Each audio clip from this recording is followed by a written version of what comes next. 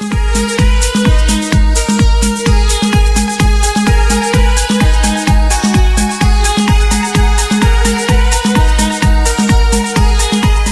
មស្វាគមន៍និងស្ដាប់តម្រុយឆ្នោតខ្មែរប្រចាំថ្ងៃដើម្បីជាកម្លាំងចិត្តសូមពុកម៉ែបងប្អូនចុច like និងសញ្ញាជាម្នាក់មួយផងដើម្បីទទួលបានតម្រុយថ្មីៗប្រចាំថ្ងៃតម្រុយឆ្នោតខ្មែរនៅថ្ងៃនេះគឺថ្ងៃទី25ខែធ្នូឆ្នាំ2025ដើម្បីកុំឲ្យខាតពេលយូរសូមស្ដាប់តម្រុយឆ្នោតពី admin មានលេខ85 47 45 23 CD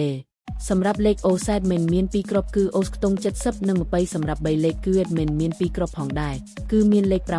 885 គុណ331គុណបើសិនជាពុកម៉ែបងប្អូនស្រឡាញ់និងពេញចិត្តលេខទាំងនេះពុកម៉ែបងប្អូនអាចយកលេខទាំងនេះទៅផ្សងសំណាងបានពុកម៉ែបងប្អូនអាចចូល link ខាងក្រោមដើម្បីមើលលទ្ធផលឆ្នោតក្នុងក្រុម Telegram បានដោយគ្រាន់តែចុច link ក្រោមជាចុងក្រោយសូមជូនពរពុកម៉ែបងប្អូនដែលយកលេខខាង admin